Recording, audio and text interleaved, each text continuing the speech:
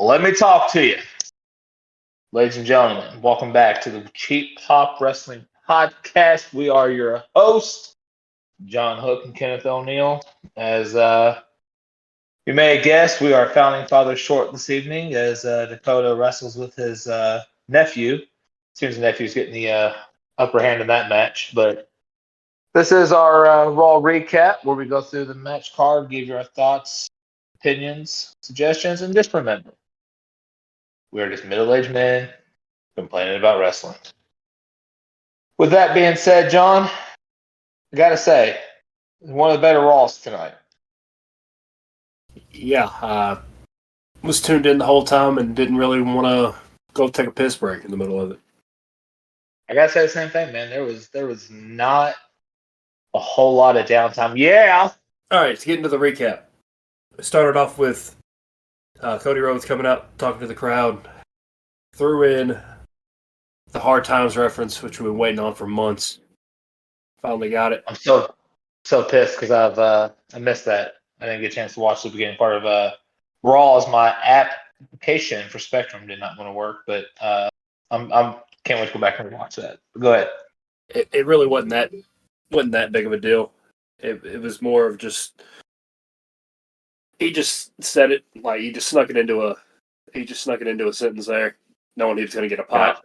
It wasn't the full speech, but it'd been great if you did. You say Hard Times, Daddy. Yeah, we didn't get that.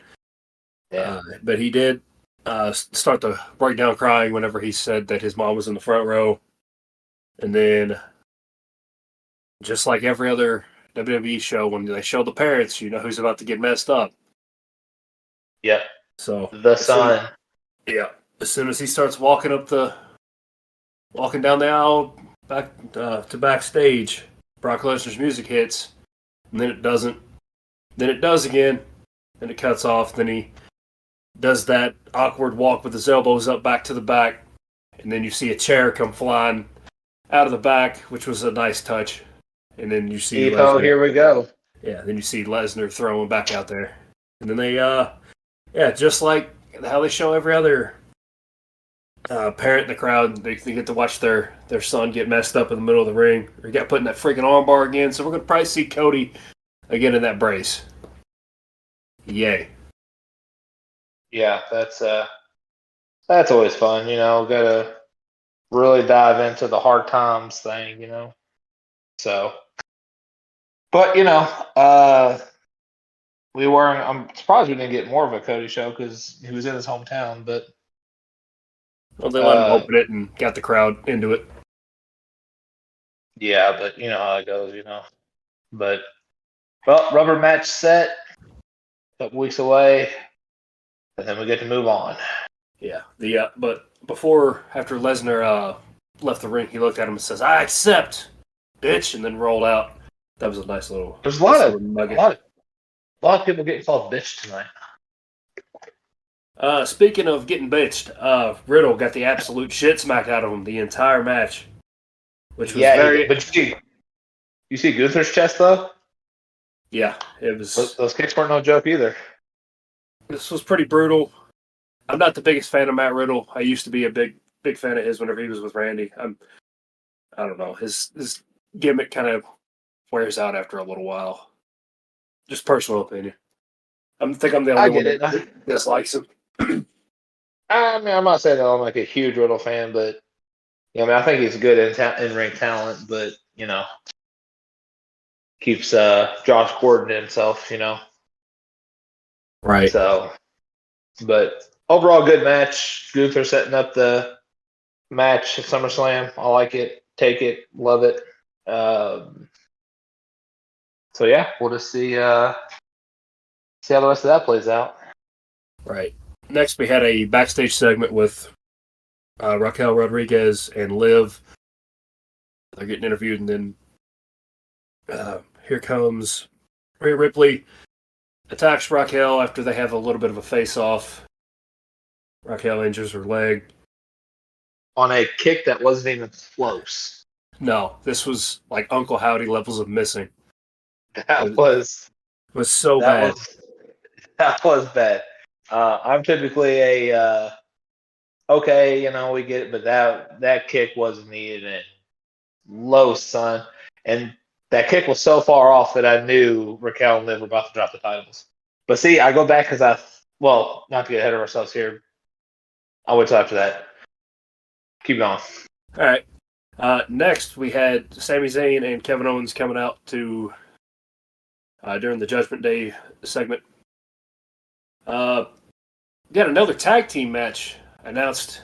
I was not expecting to have both of them, but we got 2 title matches in one night on a regular episode of Raw.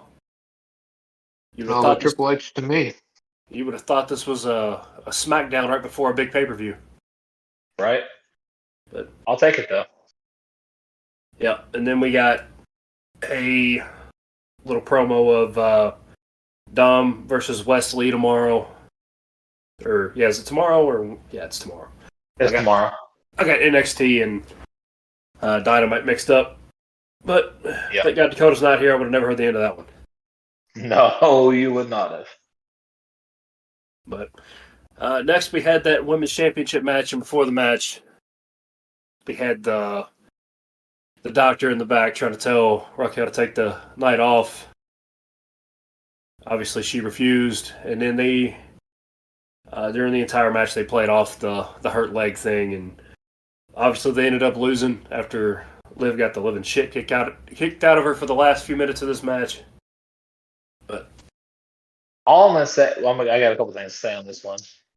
That knee that Sonya Deville delivered to Liv to end it. Yeah. Either she hit her dead square on the chin or Liv sold the hell out of that. That was a knee and a half of that connection. But going back, we definitely telegraphed the titles being handed over tonight with Raquel getting hurt. But we've also now set up Rhea's next opponent. A legitimate opponent at that. Which I think we've all been waiting for as like a big meaty women slapping meat, match. And I think we're finally going to get it with Rhea and Raquel. I think it's going to be a good one. I'm not. Do we think it's going to be SummerSlam, or do we think that's Survivor Series? It's probably going to end up being SummerSlam because we still got a little bit, and they're going to act like it magically healed overnight. Yeah, I don't think they're going to see. I think they'll keep Raquel out of action until like the week before SummerSlam, because that's what 3-4 weeks away. That's plenty of time for everybody to forget that she's hurt or was hurt. Yeah, hurt, kayfabe, hurt, whatever. She'll get the week or two off, and then she'll come back and set up the 2-week thing, but she'll come in injured, and they'll set up a rubber match between those two. Yeah, I'm sure, but I wasn't mad at the match. It was really good. I think Liv, did what she could, but I'm not mad about Sonya and Chelsea being tag team champs. No, they've been jobbed out for a few months, but still somehow looked decent during their losses. Yeah, they look competitive. So, a lot of times you get jobbed. Oh yeah, like I said, dude, I absolutely love it. I was really hoping at some point Chelsea was going to say Matt Cardona in one of those thank you speeches. She was starting to name drop a lot of people, and then she got pulled away right whenever she was getting ready to say it. I know, dude. I was really hoping she was going to drop his name, kind of set up a possible Zack Ryder return. Yeah. But because they copyrighted the name, right? He's not going to go as that if he comes back. He's already said it. Oh, is he? Okay. But all right. Well, next we had Seth Rollins and Finn Balor having a little backstage talk with each other with cameras awkwardly right there. I didn't understand why they set it up this way. I liked how they did with with Seth and Riddle a while back, but they're in separate rooms. But yeah, we had that, and then the very end, Seth said something along the lines, "If you got me right here, why don't you go ahead and take a shot?" Finn got up, did the heel thing of acting like he's going to walk away, then beat the shit out of him as soon as he relaxes. But yeah, I gotta say that was a brilliant back and forth between those two. Yeah, I'm just not a fan of. I'm not a fan of the setup of it though. Like why? Yeah, I get what you're saying. Yeah, but the mouthpiece of it. They Oh both yeah, did extremely well. yeah. Next we had potential match of the week with the Viking Raiders and Alpha Academy. I think, yeah, this is definitely going to be up for match of the week since FTR and Bullet Club Gold pretty much got it last week. But I'll get back to that later since I ain't got to. Since Dakota's not here, I'm gonna have to carry that segment for a little bit. But yeah, the Viking Raiders ended up getting the win in this in an absolute banger, and Chad Gable is a wrestling god. Yeah, through and through. Otis had a little bit of. I didn't mean to catch you off. You're fine. I was gonna say the same thing. I think my favorite part of the match was God Otis when he got mad with Maxine going through the table. That was. Yeah, he did a thing where he looked around and. Whew, yeah, catching. He did two. He did two of them. Yeah, was it Ivor? No, Eric? No, whichever one it is. Yeah, he caught him off the top rope, this spin and slam, and then he did the choke slam powerbomb move on the other. Dude, that was simply amazing. But yeah, I hated that one got cut short, man. I felt like that one could have went another 15, 20 minutes. Honestly, I thought it was perfect. This match did what it was supposed to. It was one of those where it was short enough where they got them in and out pretty quick, but long enough to tell a story. That's how you know you got a bunch of talented guys in the ring. Or it didn't feel that rushed. I loved it. But next we had Ricochet's promo calling out Logan Paul. I can't stand hearing Ricochet talk. Pass. Stick to the flippy shit, bro. Yep. Next we had Becky losing her shit on the beginning of Miz TV, and then basically agreeing to all these demands that Trish set for her to have the match, and then all these stipulations if she loses to Trish again. Like getting on her knees saying thank you Trish, and then getting a tattoo of thank you Trish on her, which just basically means Becky's gonna win. But yeah, that was a good opening for Becky, and I'll be kind of glad when this Trish Becky storyline's done. I think it's kind of ran stale for me. Just ready to see the match at SummerSlam. I think Becky's gonna win, but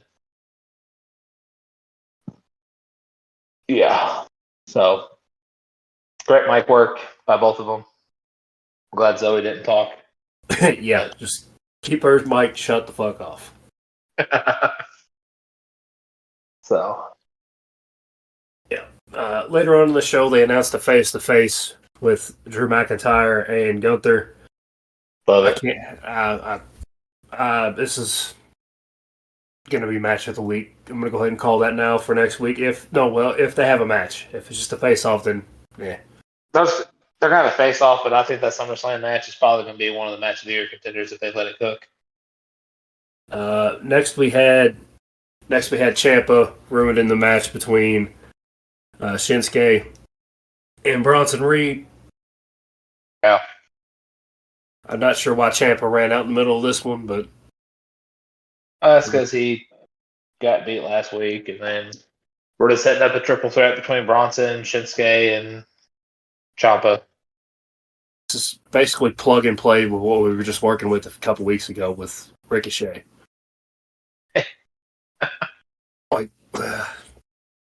you know your charisma and moves are shit when they're having to add an extra guy in. Talking about Bronson Reed here, I'm not talking about Shinsuke. The other two, yeah. I did like Shinsuke's promo at the end, though, when he said he was tired of people getting in his business. Are we going to get a pissed off heel type ish Shinsuke? Maybe. But either way, I'm tired of seeing Bronson Reed. I'm tired of not seeing him never selling a single punch ever. He just sits there.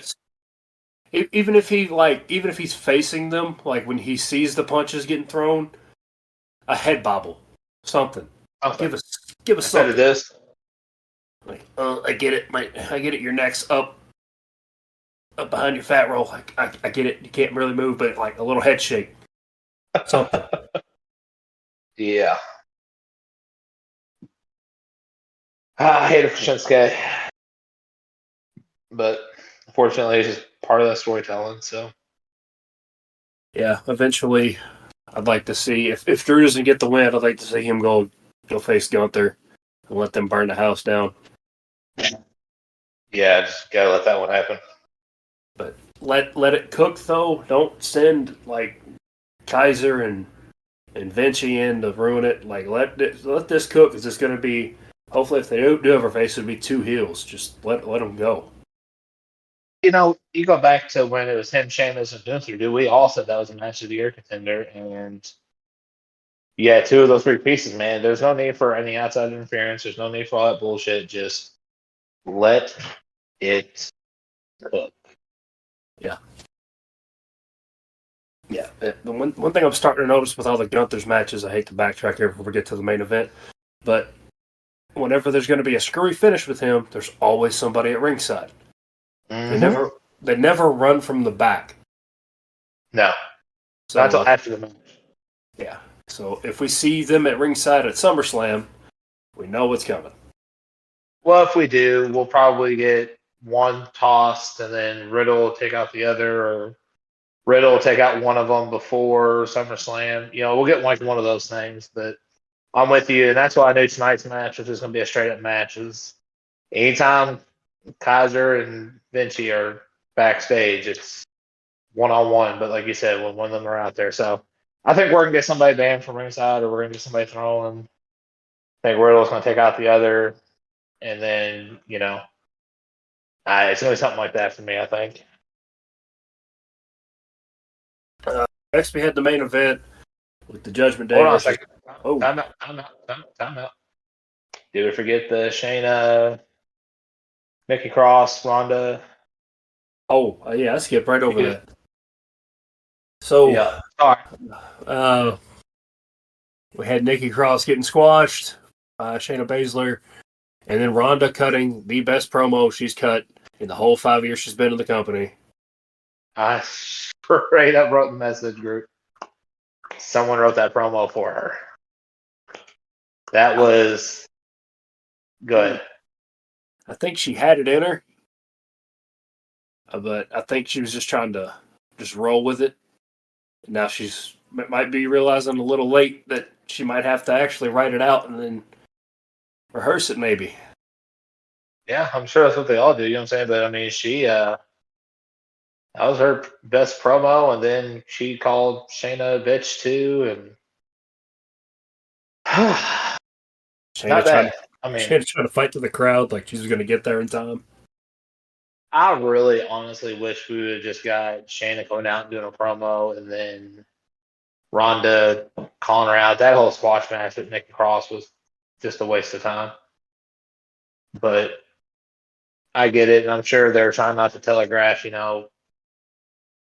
Shayna and Ronda getting into the mic piece battle because, anytime if you knew Shayna was coming out just do a promo, then yeah, we knew Ronda was coming. But a fucking 17-second match, do you not think that Ronda was going to be making an appearance? No. But all right, enough on that. We can get to the main event now, which was an absolute banger of a main event. Yeah, I'm gonna let you cover this one because little baby duty. Bro, so we got Kevin Owens and Sami Zayn taking on Damian Priest and Dominic. And dude, it was just a good old fashioned, like just great up match. Um, a lot of good back and forth. Had a lot of Kevin and Sami, displayed some new tag moves together. They were throwing some move sets together, which looked really good. And then, you know, oh, God, dude, it was an absolute banger, dude. We did have Kevin and Sami picking up the win. We did have Liv Morgan come out and beat up Rhea Ripley and send her over the guardrail into like with the scorekeepers area. But had a double outside move at one point, dude. Kevin did a rolling senton from the apron onto Damien while Sammy went flying over top and hit Dom, dude. Like it, man. Kevin and Sammy are just gold together, dude. Gold. But Kevin and Sammy did pick up the win, pinning Dom. Damien got stunned, and then Dom got the old haluva kick to the face to end it. But there was a time, dude. It was like 10:58, I think, when I looked at my watch, and Kevin got thrown into the stairs by Rhea. Some other stuff led to Dom hitting a quick roll up, and I was like, "Oh hell no, dude, not this way!" But last second kick out by Sammy. But yeah, dude, it was goddamn, dude, it was a classic, man. Just loved every minute of it. If they let the Judgment Day win that, let's just say Dom goes and beats Wesley tomorrow, there'll be some pissed off people. Dude, yeah. Because retrospectively, I think, not retrospectively, looking forward here, I think Finn's going to be the one to beat Seth Rollins to get the title back that he lost. But I don't know if you can put all the titles on the Judgment Day, because you'd have Dom and Damien as the tag team champions. You would have Dom as the North US champion, and then you would have Finn at the heavyweight championship, and then you would have Rhea with the world championship. That's just too much. Honestly, we saw the bloodline do it. Why not? But I think that's because we saw them do it. You know what I mean? yeah, I mean, I wouldn't mind I wouldn't mind seeing them do that, but I don't know. That would have been something else. Have the Judgment Day just running the entire fucking WWE, and then having what they've been saying for the last few months be true. Yeah, they run Raw. But well, that was an inclusion of Raw. You had a grind your gear segment. No, actually, we're gonna, since Dakota's not here, I'll do it for him. Match of the week be FTR versus Bullet Club Gold. I kind of already mentioned this earlier.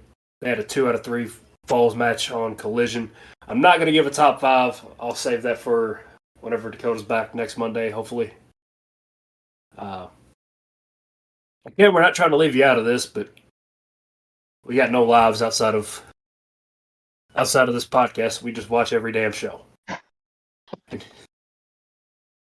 All good. But yeah, easy pick for match of the week last week, since didn't really get too many bangers, but all the 2 weekly, or the 2 middle of the week AEW shows, not very good. Collision's pretty much the one to watch. NXT's okay. Wait, was Braun Breaker's match last week too? Yes. Ilya Dragunov. That would be number 2. That's number 2 for sure. Well, there you go. That was a good match. Went back and rewatched it. I'm not masterpiece. No way giving a top 5 this week though. I don't have the help of the one who watches more wrestling than anybody I've ever met in my life. Yeah, not me this week. I was a little occupied, so. But well, I don't have a grind my gear segment. I can tell you, looking forward to, I'm gonna have a grind my gear segment if LA Knight doesn't win that damn U.S.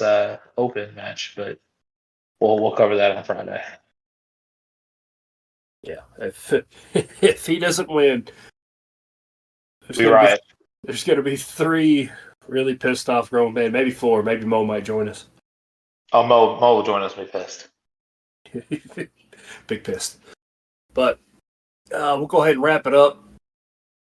Oh, if you're not following us on all our social medias, make sure you go ahead and do so. And make sure you vote on our poll. It'll be closing at 11 a.m.